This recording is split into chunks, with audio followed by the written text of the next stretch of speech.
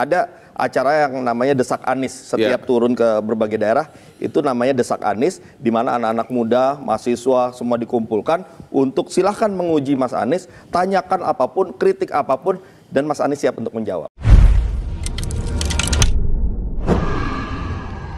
Assalamualaikum warahmatullahi wabarakatuh. Waalaikumsalam warahmatullahi wabarakatuh. Alhamdulillahirabbil alamin. Pemirsa, kita jumpa di ruang tayang dibacain berita bersama Bung Kameramen. Silakan Bung Kameramen. Iya, Bung Alfian. Alhamdulillah wa syukurillah kita bisa syuting kembali. Mudah-mudahan Bung Alfian sehat dan semua kita juga sehat selalu. Semoga juga penonton channel Bung Alfian senantiasa sehat juga gitu. Nah, Bung Alfian, ada hal yang terpikirkan oleh saya. Jadi kan Desak Anies ini menjadi apa ya Bung Alfian? Menjadi kesadaran banyak masyarakat Bung Alfian. Saya lihat orang-orang yang dulunya nggak terlalu suka politik, dia jadi kayak terpancing karena Anies ini membuat Desak Anies ini cemerlang juga gitu Bung Alfian. Nah, apalagi kan di beberapa titik terakhir itu Desak Anies udah kayak konser itu yang hadir tuh Bung Alfian. Nah, tapi mungkin di awal ini saya langsung pengen tanya nih pada Bung Alfian. Sebetulnya ini pengen saya tanyain ke Anies gitu. Jika Anies presiden, apakah Desak Anies ini masih akan ada? Karena menurut saya Bung Alfian, kalau nanti Anies sudah jadi presiden, Desak Anies nggak ada, orang mau komplainnya kemana? Karena kan yang namanya presiden tuh pasti kan protokolernya lebih ribet tuh Bung Alfian. Nah ini mungkin Bung Alfian bisa merespon pertanyaan saya Bung. Silakan. Saya pikir sebuah peringatan yang keras dalam artian yang jelas, yang bagus, yang tegas, yang pantas. Maka Desak Anies ini tentu kemudian waktu harus dibuat sedemikian merdeka. Nah, jadi kalau pertanyaan-pertanyaan itu jangan pernah ada lagi mereka didekati dengan pendekatan keamanan. Udah biarin, insya Allah Pak Anies jadi presiden. amin. Buktikan bahwa Pak Anies berjiwa besar, berlapang dada, dan sesuai dengan omongan beliau juga. Saya tidak akan pernah menangkap orang yang berbeda pendapat dengan saya. Itu pendapat yang sering diulang di mana-mana. Iya. Nah, Bung Kameramen, saya ingin dulu mengapresiasi Desak Anies.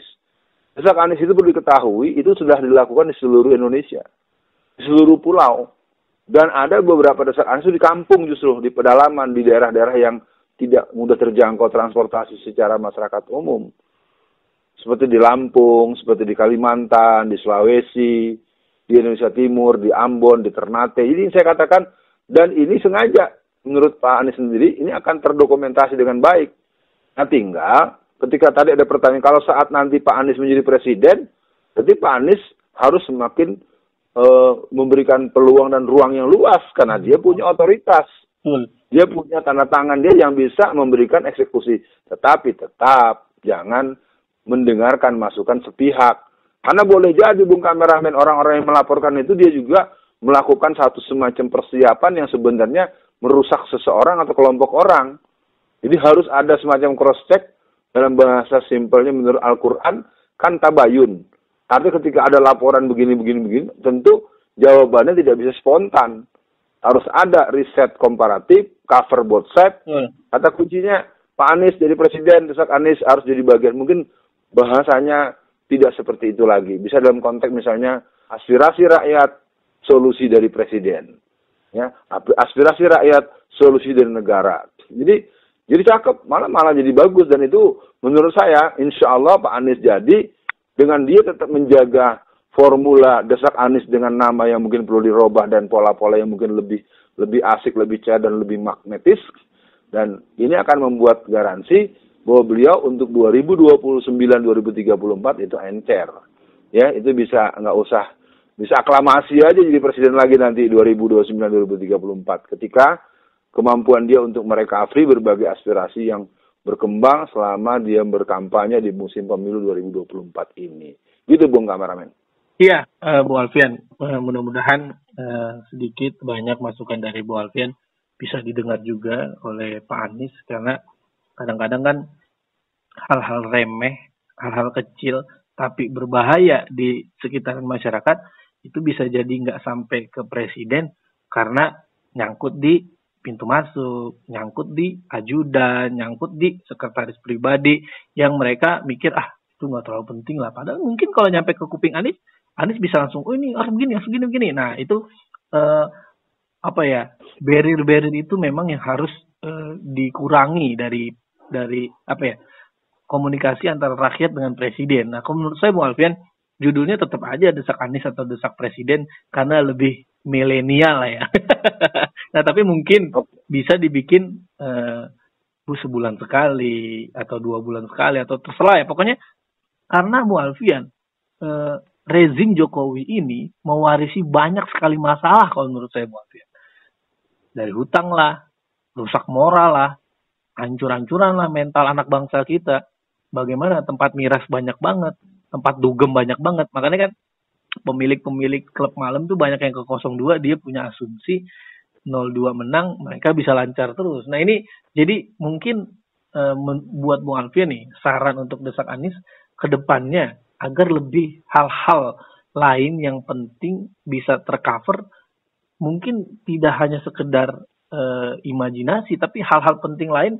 Hal apa Bung Alfian yang perlu diberesi dan perlu presiden denger langsung Bung Alfian? Ya, pertama ini kan kondisi sudah sakit parah, Bung. Kalau saya sering katakan, kalau Bung kameramen suka mendengar, negara kita ini kan udah stadium 4+ gitu ya. Nah, kembali kalau memang formula sentralistik dengan nama desak presiden ataupun nama yang tidak ada kata desaknya menurut Bung kameramen, ya berarti variabel ajudan, watimpres, keluarga, yang ini juga mudah-mudahan sampai kepada Bu Ferry, sampai kepada Mutia dan seluruh keluarga agar bisa menjadi bagian daripada yang memperlancar dan mempermudah. Jangan sampai tipis kuping pada saat itu. Nah, tetapi Bung kameramen, dalam perbincangan saya punya usulan lain. Bagaimana desak Anies ini lebih bersifat desak presiden menggunakan formula desentralisir, desentralisasi. Gini misalnya Pak Anies jadi presiden nih, dilantik tanggal 20 Oktober 2024 ini. Per daerah ya? Iya, nanti jangan juga percaya pada gubernurnya. Gubernur suruh melakukan hal yang sama, bupati yang sama, sekali waktu benar-benar rakor itu betul, di live seluruh Indonesia. Iya. Itu jadi tontonan tersendiri ketika nanti terjadi rakor presiden dengan para gubernur. Terbuka. Jadi artinya kita nggak sibuk nonton begituan terus. Jadi apa progres yang terjadi di gubernuran mana, di provinsi mana, keren itu, malah terjadi percepatan. Jadi kalau Bosman Mardiku itu akan bisa, kalau menurut saya Bosman Mardiku diakomodir sebagai bagian daripada orang yang mempunyai perspektif yang menurut saya bisa dipertimbangkan. Tapi jangan hanya beliau, ada Habib Rizik, ada Efsaf Fatah, ya kan? Ada bidang-bidang ekonomi yang juga butuh Faisal Basri, Ihsanuddin Nursi, banyak yang sebenarnya bisa. Saya pikir desak Anies ini secara misi, secara substansi tetap diteruskan. Dia polanya bisa desentralisasi, sentralisasi, dan itu kan membuat jadi kultur bahwa dia menjadi pemimpin dimanapun, wali kota kah, bupati kah, gubernur kah, Pak Lurah kah, Pak RT kah, mereka ingat al-imamu khadimul ummah. Pemimpin itu pelayan masyarakat. Bahkan beberapa tokoh-tokoh Masyumi tahun 50-an, tahun 60-an, menjelang pembubaran itu oleh si PKI itu, mereka mengatakan pemimpin itu menderita. Memimpin itu menderita. Makanya kita bisa lihat watak pemimpin-pemimpin pergerakan Islam tahun 50-an itu mereka cemerlang. Solusinya sangat legendaris ya. Seperti kasus mosi integral. Nah, jadi kan dari saya, begitu Bung kameramen, bahwa desak Anies jalan terus, variabel-variabel di sekitar beliau harus menjadi hal yang mempermudah proses terserapnya aspirasi yang sebenarnya. Atau dibuat formula desentralisasi. Sehingga jadi rapat-rapat itu udah nggak ada lagi rapat-rapat yang resmi, rapat kerja, kunjungan kerja, mungkin cuma sekedar mampir, jadi imam sholat Jumat di mana, jadi khotib Idul Adha di mana, keren udah. Ya, nanti bisa jadi bagian daripada edukasi umat menurut pedoman Allah dan Rasulnya dan konstitusi yang sudah disahkan. Begitu, Bung. Ya, Bung Alfian, berarti artinya ini juga kan jangan hanya presiden aja transparan ya, gubernur, wali kota. Karena kan kalau saya lihat Bung Alfian kasus seperti gubernur Lampung kemarin kan yang banyak jalan rusak, itu harusnya kan bisa langsung didesak sama masyarakatnya langsung, bukan orang yang mengkabarkan jalanan rusak diuyak-uyak, dibully, diapain gitu kan, karena kuliah di Australia kan, tapi dibully, keluarganya disamperin, itu kan intimidasi. Nah maksud saya yang unik adalah ketika Jokowi datang ke Lampung, bukannya diomelin tuh gubernur atau dikasih sanksi, dikasih duit, disuruh benerin gini-gini, ya kita kan nggak tahu lagi tuh duit gimana kemananya. Nah untuk akhir sesi kali ini, pesan akhir Bung Alfian nih. Insya Allah, mudah-mudahan Allah ridhoi, Anies Muhaimin menang. Kita juga perlu melakukan perbaikan, pembenahan yang juga tidak hanya bisa dilakukan oleh Presiden dong ya Bung Alfian. Masyarakat juga harus membantu tokoh-tokoh dan closingnya silakan Bung Alfian. Pertama, Bung Kameramen dan seluruh pemirsa, bahwa urusan kita bukan hanya politik. Betul. Urusan itu ideologi, politik, ekonomi, pertahanan, kesehatan, pendidikan. Itu harus satu kesatuan. Jadi politik ini hanya sepersekian dari sistem sosial yang ada, itu yang pertama. Nah, yang lainnya menurut hemat saya, dia merupakan sebuah kegiatan yang dilakukan dengan tetap menjadikan bahwa negara ini negara kita bersama. Artinya ketika nanti orang itu terpilih di mana-mana, proses-proses yang seperti dilakukan dengan pola desak Anies ini, mungkin nanti desak gubernur, desak bupati, mungkin kalau nanti desak Bung Kameramen, desak Bung Alfian, ketika Bung Alfian mencalonkan jadi gubernur di provinsi tertentu, ada kan desak itu. Nah, jadi kan di semua orang nggak bisa sekedar hanya bermodalkan uang. Udah begitu ketahuan, otaknya kosong, nggak pantas begini-begini. Jadi orang langsung nolak, dan penolakan tersebut tidak akan menjadi sesuatu hal yang yang dipersoalkan lebih jauh. Dari saya mungkin sebagai penutup penegasan, tanggal 14 bulan Februari itu adalah pemilihan untuk Capres dan Legislatif. Ya, ini mungkin Bung Kameramen belum tahu nih. Yang kedua, kalau putaran kedua itu tanggal 26 bulan Juni. Nah, yang ketiga, ternyata pilkada serentak itu Bung Kameramen tanggalnya 27 November. Balik lagi sebagai rencana pemula. Karena ternyata akhirnya pihak KPU dan para pengelola pemilu itu tidak mau mengikuti kemauan Presiden.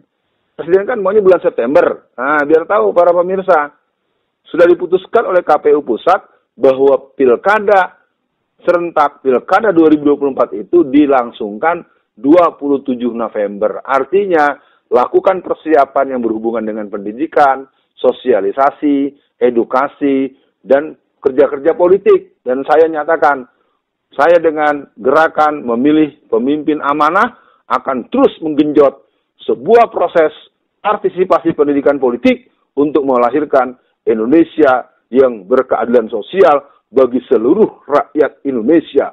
Assalamualaikum warahmatullahi wabarakatuh.